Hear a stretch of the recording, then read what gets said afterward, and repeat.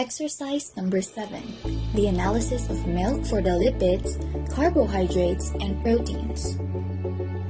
We will be using 2 50 ml beaker, triple beam balance, a 100 ml beaker, and 3 10 ml graduated cylinder, 2 watch glasses, test tube, the big one with a cork, and a 200 ml beaker, a pasture pipette, 8 test tubes, then the test tube brush, a test tube rack, test tube holder, and a Buchner funnel. We will also be using filter paper, water bath, electric stove, spatula, a steering rod, evaporating dish, and a wire gauze. Also a 25 ml methylene chloride, a 1 ml bromine solution, 1 ml concentrated acetic acid, 1 ml bioretest reagent, 1 ml of 6 mol sodium hydroxide, a 6 ml Benedict solution, and 1 ml iodine solution. Part 1. Determining the percent fat and whole milk. First, weigh a dry, clean, empty 100 ml beaker and record the mass. Use a 10 ml graduated cylinder, measure out of 5 ml of milk, and pour into the beaker and record the mass of the beaker and the milk. Determine and record the mass of just milk. Then add 20 ml of water into the beaker. Pour all of the milk into a large test tube. In the fume hood, add 25 ml methylene chloride to the milk and cork the tube. Shake the test tube for 30 seconds, trying not to get the cork wet. Let the content of the test tube separate into layers. Use a pasture pipette to remove the milk layer, leaving behind methylene chloride or fat layer in a beaker, and set aside the test tube with methylene chloride or the fat layer. Put the milk in the beaker and weigh. Weigh the beaker again with the milk and record your data and set aside. Part 2. Let's determine if the milk fat contains unsaturated fat. Note, do this part of the experiment in the hood. To the test tube with the methylene chloride and removed fat, add 3 drops of bromine solution.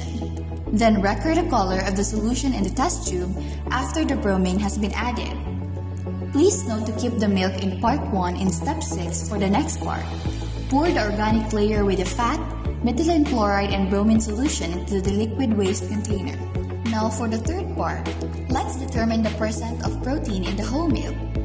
Again, please do this part of the experiment in the hood. First, weigh the glass in grams. To the milk layer from part 1, add 1 to 3 drops of concentrated acid. Do not smell the fumes of the acid. Swirl the beaker for 30 seconds and then let sit for a few minutes. Don't forget to record your observation. Using Buchner funnel and filter paper, filter out the liquid from the precipitate. Do not discard the liquid. You will use it later. Once the liquid has been separated from the precipitate, spread the filter paper with the solid into a watch glass and put that on top of a water bath. This is in a 200 ml beaker, 2/3 full water on a hot plate. The purpose is to dry the solid so that you can weigh it. Then weigh your solid and record the mass. Now let's proceed to part 4, the test for the presence of protein. Note that do not discard the liquid still. First, put 1 ml of milk from the part 1 in step 6 as test tube 1 and 1 gram of milk from part 3, step 16 as test tube 2. Add about 1 ml of bioret reagent to both test tubes number 1 and 2. Then add 3 drops of 6 ml of sodium hydroxide to each test tube and mix. Then record your observation. Now let's proceed to part 5, determining the percent of water and percent of carbohydrates. In this experiment, you have to label 4 test tubes as number 1, 2, 3, and 4. Then add 2 ml of Benedict solution to test tubes 1 and 2. Place them in a water bath for about 4 minutes. Put about 10 drops of the liquid you filtered from part 3 step 4 in a test tube number 1 and 3, and a few flakes of the solid in the other test tubes 2 and 4. Leave the tubes number 1 and 2 in the water bath but remove from the heat. To the test 3 and 4, add 10 drops of iodine solution and record your observation. Then, weigh a dry, clean evaporating dish and record the mass. Add 5 ml of fresh milk to the evaporating dish and weigh again and record the mass. Set the evaporating dish with fresh milk on the top of water bath and heat.